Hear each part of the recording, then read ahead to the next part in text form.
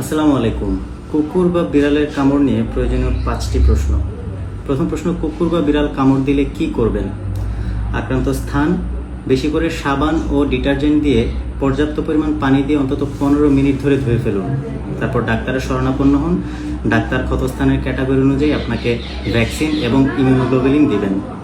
দ্বিতীয় প্রশ্ন, আমার পোষা কুকুর বা বিড়াল ভ্যাকসিনেটেড, আমার কি তাহলে ভ্যাকসিন নিতে হবে? উত্তর হচ্ছে হ্যাঁ, কুকুর বিড়াল ভ্যাকসিনেটেড হলেও আপনাকে ভ্যাকসিন নিতে হবে। তৃতীয় প্রশ্ন হচ্ছে, আমি 3 মাস আগে ভ্যাকসিন নিয়েছি, এখন আবার কামড় খেয়েছি, আমাকে কি আবার ভ্যাকসিন নিতে হবে? উত্তর হচ্ছে হ্যাঁ, আপনাকে আবার ভ্যাকসিন নিতে হবে, তবে সম্পূর্ণ ডোজ না, শুধু 2টো বুস্টার ডোজ নিলেই হবে। চতুর্থ প্রশ্ন হচ্ছে, গর্ভাবস্থায় কি ভ্যাকসিন নেওয়া যাবে? উত্তর হচ্ছে হ্যাঁ, গর্ভাবস্থায় ভ্যাকসিন নেওয়া যাবে, কারণ এটি মা ও শিশুর কোনো ক্ষতি করে না। 5 নম্বর প্রশ্ন হচ্ছে, আক্রান্ত স্থানে কি সেলাই বা ড্রেসিং অথবা ব্যান্ডেজ করা যাবে কিনা? উত্তর হচ্ছে না, আক্রান্ত স্থানে সেলাই বা ব্যান্ডেজ করা যাবে না, খোলা রেখে ড্রেসিং এবং অ্যান্টিবায়োটিকের মাধ্যমে চিকিৎসা করতে হবে। ধন্যবাদ।